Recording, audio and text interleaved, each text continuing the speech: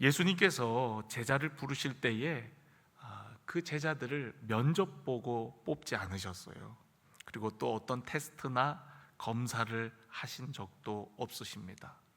나를 따라오너라 하고 그들을 부르셨고, 부르신 그들과 함께 거하면서 또 함께 사역하면서 그들을 가르치고 또 점점 그들의 삶이 변화되게 되었습니다. 저는 오늘 제자도에 대해서 말씀을 드리려고 하는데, 제자도는 예수님을 따르는 자들이 마땅히 걸어야 할 길을 의미합니다. 제자도, 예수님을 따르는 자들이 마땅히 걸어야 할 길. 그 제자도의 조건들이 있는데요, 첫 번째는 예수님을 진정으로 그리고 최고로 사랑해야만 합니다. 우리가 읽은 본문 말씀 26절에 보면, 무릇 내게 오는 자가 자기 부모와 처자와 형제와 자매와 더욱이 자기 목숨까지 미워하지 아니하면 능히 내 제자가 되지 못한다 라고 말씀하고 있어요. 예수님께서 하신 말씀입니다. 우리가 예수님을 따르려고 할 때에 예수님을 사랑하기 때문에 오히려 부모나 또 처자나 형제 자매까지도 미워하는 것처럼 느껴질 정도로 그분을 절대적으로 최우선적으로 사랑해야 된다라고 말씀하세요. 그러니까 예수님의 말씀의 의도를 여러분들이 잘 아셔야 됩니다. 아니, 어떻게 부모와 처자, 형제 자매를 미워한단 말인가? 예수님은 원수도 사랑하라 해놓고, 여기서 말씀하는 예수님의 의도는 미워하라는 게 아니라 그만큼 예수님을 따르기로 한 자들은 예수님을 절대적으로 최고로 사랑해야 된다는 거예요. 때로는 부모와 처자와 형제들을 미워하는 것처럼 느껴질 정도로, 그렇게 보여질 정도로 예수님을 따르는 자들은 예수님을 향한 사랑이 절대적이고 최우선적이어야 한다는 것을 의미하는 겁니다. 그러니까 우선순위를 얘기하는 거예요. 부모도 사랑해야 되고, 당연히 우리가 아내와 남편을 또 자녀들을 사랑해야죠. 당연히 사랑해야죠. 그런데 우리가 주님을 사랑하는 그 사랑이 더 우선되어야 한다는 거예요. 주님을 사랑하는 그 사랑이 더 절대적이어야 한다는 것을 예수님께서 말씀을 하시는 겁니다. 심지어는 그분을 위해서 자신의 목숨까지도 아낌없이 버릴 각오가 되어 있는 삶이어야 된다라고 얘기합니다. 자기의 목숨까지 미워하지 아니하면 능히 내 제자가 되지 아니하리라. 여러분, 내 목숨을 버리면 누가 책임지실까요? 주님이 책임지세요. 그러니까 여러분, 이 말을 그냥 문장 그대로를 여러분 보지 마시고, 예수님께서 하시는 말씀의 의도를 여러분들이 아시고, 주님이 책임지시는 삶이구나, 내가 주님을 위해서 끝까지 따라가면 주님이 내 생명도, 아니 영원한 생명을 우리에게 보장해 주시는 거구나. 할렐루야. 그렇기 때문에 여러분, 때로는 미워하는 것처럼 보일지라도, 때로는 자신의 목숨을 아까워하지 않는 것 같아 보일지라도, 우리가 믿고 따르는 주님이 그만큼 절대적이고 우리의 모든 삶을 책임지시고 내가 사랑하는 부모와 처자와 형제들까지도 지키고 책임지실 수 있는 분이 주님이시기 때문에 그렇습니다. 저도 이 말씀을 이해하지 못했어요. 그래서 어떻게 이렇게 살지? 정말 이 말씀만 읽으면 너무 부담되고, 예수님이 왜 이렇게까지 말씀하셨을까? 그렇다면 누가 제자가 될 수 있단 말인가? 라고 생각을 했거든요. 그런데 예수님의 말씀의 의도를 알고 나니까, 그렇구나, 내가 사랑하는 것보다, 내가 책임지는 것보다 주님께서 책임져 주시고 주님께서 주시는 사랑으로 사랑하는 것이 더 완벽한 사랑이고, 그리고 내가 책임지는 것보다 더 잘 되는 길이구나 하는 것을 알았어요. 예전에는 가족들을 내가 책임져야 된다 생각했어요. 그런데 주님이 책임져 주시면 우리 가족들 가장 완전한 길로, 가장 선한 길로 인도하여 주시고 주님이 지켜주실 줄로 믿습니다. 두 번째는요, 자기를 부인하는 거예요. 부인한다는 것은 아무런 권리나 권한이 없는 것을 의미합니다. 그리스도께 모든 주도권을 드리는 것을 의미해요. 마태복음 16장 24절을 보면은 예수님께서 제자들에게 이렇게 말씀하십니다. 누구든지 나를 따라오려거든 자기를 부인하고 자기 십자가를 지고 나를 따를 것이니라 라고 얘기합니다. 자기 부인이 있어야 된다는 거예요. 내가 살아있으면 주님을 따를 수 없습니다. 우리 스승이 이거 아닌 것 같은데 그러면 따를 수가 없는 거죠. 나를 부인해야 돼요. 내 생각이 없어야 됩니다. 그래야만이 우리는 온전히 주님을 따를 수가 있는 거죠. 우리 성경 공부하면서 그런 거 많이 보잖아요. 내 마음에 의자가 있는데 그곳에 우리가 예수님을 알기 전에는 내가 앉아갖고 내가 주도하려고 한단 말이에요. 그런데 주님을 알고부터는 그 자리에 누구에게 양보를 하는 거예요? 주님께. 내 마음의 자리에, 의자에, 왕자에 주님이 앉으십시오. 그리고 주님이 말씀하시고 주님이 다스려 주시고 주님이 이끄는 삶, 그러기 위해서는 자기를 부인함이 필요해요. 나는 아무런 권리나 권한이 없습니다. 주님 말씀하시면 내가 그 말씀에 순종하겠습니다. 이러한 삶이 주님을 따르는 제자의 삶이라는 거예요. 세 번째로는 여러분 의지적으로 십자가를 지는 삶, 십자가를 택하는 삶입니다. 누구든지 나를 따르려거든 자기 십자가를 지고 나를 쫓을 것이라 그랬잖아요. 그러니까 십자가를 의지적으로 지는 거예요. 의지적으로. 힘들고 어려워도 고난과 핍박이 기다린다 할지라도 의지적으로 주님 가신 십자가의 길, 그 길을 가는 겁니다. 그래서 여러분 보네퍼, 우리 독일의 그 보네퍼라는 분은 우리가 주님께 부름 받았다는 것은 죽기 위해 부름 받았다라고까지 아주 급진적으로 제자도에 대해서 이야기를 해요. 물론 보네포 그 목사님이 사역하던 그런 시대는 정말 그런 목숨을 내놓아야 하는 그런 시대이기도 했어요. 근데 그분은 우리가 죽기 위해서 부름 받았다, 순교하기 위해서 부름 받았다, 이렇게까지 고백을 했거든요. 우리들도 부름 받은 것이 그냥 편하고 안락하고 좋은 길을 위해서 우리가 부름 받은 것이 아니라 예수님 가신 그 길, 갈보리 언덕, 십자가의 길, 우리도 그 길 걸으려고 부름 받은 거예요. 그런데 여러분, 갈보리 언덕만 생각하지 마시고 갈보리 언덕 너머의 영광을 볼 수 있는 여러분들이 되시기를 간절히 원합니다. 우리가 걷는 이 길이 좁고 협착하고 찾는 사람이 없고 힘들고 어려워 보여도 그 길 끝에는 우리 주님이 계시고 그 길 끝에는 하나님의 영광이 있다라는 거예요. 그렇기 때문에 우리가 그 길을 의지적으로 결단하는 거지, 그런 거 저런 거 없이 우리가 의지적으로 결단하는 것이 아니, 그냥 고생만 해라, 고생하기 위해 우리 태어났다, 그런 의미가 아닙니다. 반드시 십자가 뒤에는 부활이 있고 영광이 있는 것처럼 우리가 의지적으로 주님 가신 그 십자가의 길, 우리도 우리 십자가를 지고 나아갈 때에 주님의 영광이 나의 영광이 되고 우리들도 마찬가지로 그러한 영원한 상급을 누리게 되어진다는 것이죠. 네 번째는요, 오늘 짧게 한다더니 네 번째까지 가네. 여러분 절반 왔어요 이제. 네 번째로는요, 그리스도를 우리가 닮아가는 자가 진정한 제자입니다. 예수님이 보여주셨던 겸손과 섬김, 또 사랑과 희생, 이러한 성품들 닮아가는 거예요. 예수님을 바라보면서 예수님의 모습을 우리가 따라하다 보니까 그 성품들을 우리가 자연스럽게 훈련이 되어지고 또한 그러한 성령의 역사로 말미암아 우리가 예수님처럼 살아가게 되어집니다. 제자는요, 스승을 닮는 자예요. 스승에게 배우면서 엉뚱한 스승 따라하면은 그건 제자가 아니겠죠. 정말 내가 섬기는 그 스승을 닮아가고 그 스승이 하는 대로 따라하고 모방하고 그러면서 스승의 모습을 갖추어 나가는 겁니다.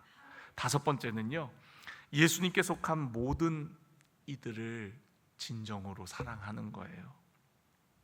하나님을 사랑하는 자는요, 하나님이 사랑하는 이 땅의 사람들을 사랑하는 겁니다.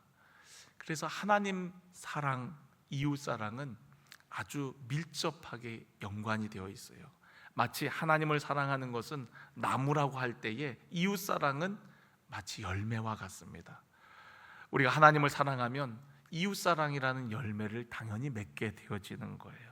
그래서 우리가 하나님을 뜨겁게 사랑하고 하나님을 따르게 되면 하나님께서 사랑하시는 그 영혼들, 우리의 이웃들을 당연히 사랑하게 되어 있습니다. 여러분, 사랑 없는 제자도는요, 율법주의와 다름이 없어요.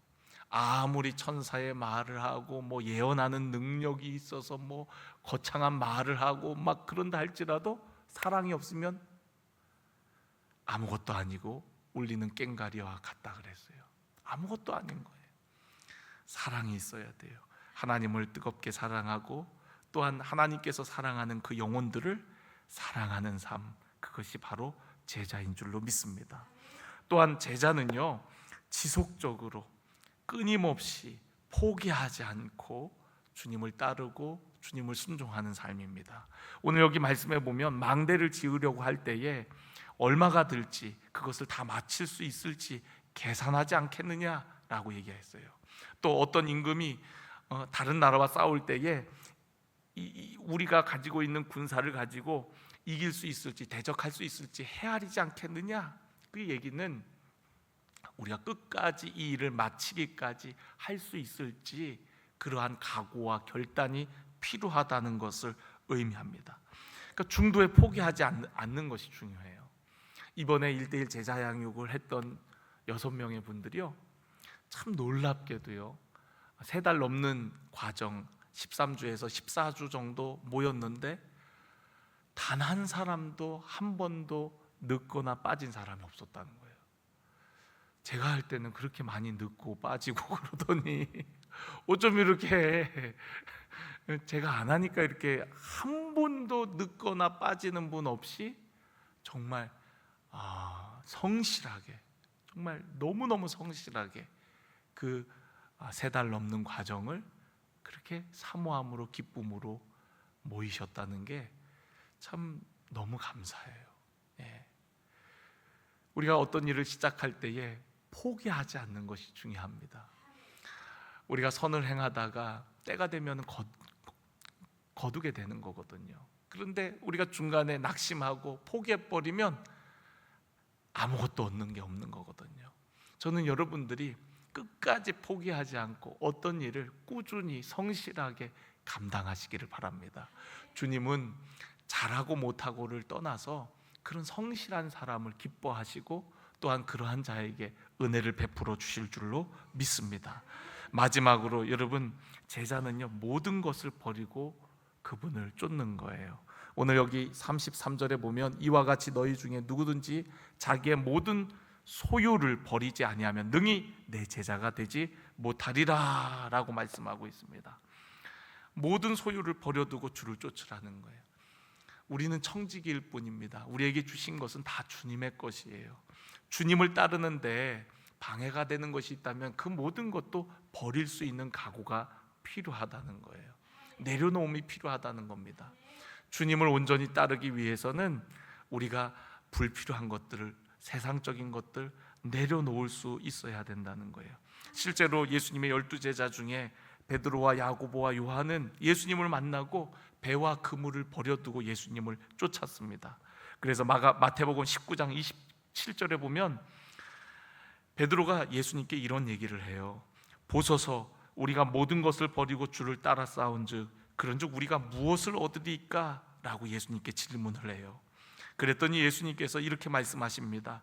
내가 진실로 너희에게 이르노니 세상이 새롭게 되어 인자가 자기 영광의 보좌에 앉을 때에 나를 따르는 너희도 12보좌와 보좌에 앉아 이스라엘 12지파를 심판하리라. 또 내 이름을 위하여 집이나 형제나 자매나 부모나 자식이나 전토를 벌인 자마다 10배를 받고 또 영생을 상속하리라. 라고 말씀하셨어요. 그러니까 여러분, 우리가 주를 위하여 때로는 내려놓고 희생하는 그 모든 것들, 그럴 수 있어야 된다는 거죠.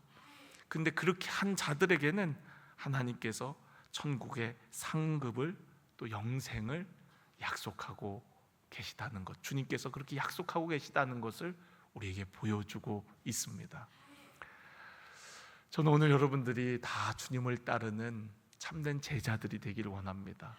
우리가 복음서를 읽어보면 무리와 제자가 있죠. 무리는 예수님을 따르는 하지만 결정적인 순간에는 예수님을 따르지 않았던 자들을 무리라고 합니다. 그러나 끝까지 주님을 따르는 자들, 그들을 가리켜서 제자라고 얘기해요. 마태복음 28장 예수님의 대명령이라고 하는, 예수님께서 승천하시면서 최후의 제자들에게 하셨던 명령, 제자를 삼으라 그랬어요. 예수님께서 우리에게 제자 삼으라고 했습니다. 가르쳐 지키도록 하라고 말씀하셨습니다. 여러분들이 제자 되기를 원하고요, 무리가 아니라 진정한 제자가 되기를 원하고요. 오늘 여러분들에게 제자도의 조건에 대해서 말씀드렸는데, 여러분들이 정말로 이러한 조건들을 알고서 주님 가신 길, 그 제자의 길 가시기를 주의 이름으로 간절히 축원합니다. 그런데 여러분, 우리가 그 길을 따르는 것은요, 내 힘으로만은 안 돼요. 그런데 힘들이지 않고 가는 방법이 있습니다. 궁금하시죠? 그 방법은요, 주님을 사랑하는 거예요. 사랑하면 뭐 이런 조건 뭐 여러 가지 있지만 이런 걸 따져서 가는 게 아니라, 뭐 어떤 나중에 우리가 받을 상급 때문에 가는 게 아니라, 주님을 사랑하면 그 길이 십자가의 길, 고난의 길이라 할지라도 그 길을 따라가게 되어 있다는 거예요. 제가 언젠가도 여러분들에게 간증한 적이 있습니다. 말씀드린 적이 있는데, 강화도에 가면은 어느 농악교회가 있어요. 근데 그 농악교회는 특이하게 또 사모님이 일본인이세요. 목사님이 장애를 가지고 있는데 일본 선교를 갔다가 어떻게 그분을 만나갖고 결혼까지 하게 되셨어요. 근데 남편이 장애가 있으세요. 근데 남편은 목사님 사역자세요. 그 목사님의 사역을 돕는데, 이제는 어떤 사정에 의해서 일본에서 더 이상 사역을 하지 못하고 한국으로 이제 들어왔는데, 사모님이 함께 와서 강화도 시골에서 사역을 하시는 거예요. 뭐 특별히 한국에 연고가 있는 것도 아니고 그저 남편 따라서 그 강화도 시골에 와갖고 아주 예쁘게 생긴 사모님이에요. 일본인인데 그런 목사님을 따라서 와서 사역을 하는 거예요. 어떤 기자가 인터뷰를 했어요. 어떻게 일본인으로서 이렇게 이곳 시골까지 와서 우리 한국에 있는 농아인들을 이렇게 섬기는 일에 이렇게 헌신적으로 희생적으로 이런 일을 하냐고 물어봤어요. 그런데 이 사모님이 하신 말씀은 그냥 단순했어요. 저는 남편을 사랑할 뿐입니다. 남편을 사랑하기 때문에 남편이 사랑하는 한국을 사랑하는 거고, 남편을 사랑하기 때문에 남편이 그렇게 돌보는 농아인들을 자기도 돌볼 뿐이라는 거예요. 남편을 사랑하니까 남편이 가는 길을 함께 가는 것이고, 남편을 사랑하니까 이 이웃나라 한국까지, 그것도 시골 땅까지 와서 남편이 섬기는, 사역하는, 그 돌보는 그 농아인들을 헌신적으로 함께 돌봤다라는 거죠. 예수님께서 베드로에게, 실패한 베드로에게 갈릴리 바다에서 물으셨던 질문은 단 하나였어요. 네가 이 모든 것들보다 나를 더 사랑하느냐? 네가 나를 사랑하느냐? 그 한 가지 물음이셨습니다. 주님을 사랑하면 주님이 가시는 그 길을 우리도 가게 돼 있는 겁니다. 주님을 사랑하면 우리는 주님을 닮게 돼 있고, 우리는 주님의 제자가 되어 있고, 또한 아무리 힘들고 어려워도 주님 따라서 우리도 그 길을 걷게 되어 있는 거예요. 여러분, 오늘 여러분들이 정말 주님을 사랑하는지 여러분 마음에 물어보세요. 내가 정말 주님을 사랑하는가? 정말로 내 주님을 사랑하는가? 주님은 나를 사랑하셔서 나를 위하여 자기 몸을 버리셨다 그랬는데 나는 주님을 진정으로 사랑하는가? 만약 진정으로 주님을 사랑한다면 이런 조건들, 이런 것들이 문제가 되지 않겠죠. 계산하지 않겠죠. 주님을 진정으로 사랑하는가? 여러분 오늘 자신에게 물어보시고 또한 주님을 따르는 우리 모두가 되어지기를 간절히 축원합니다.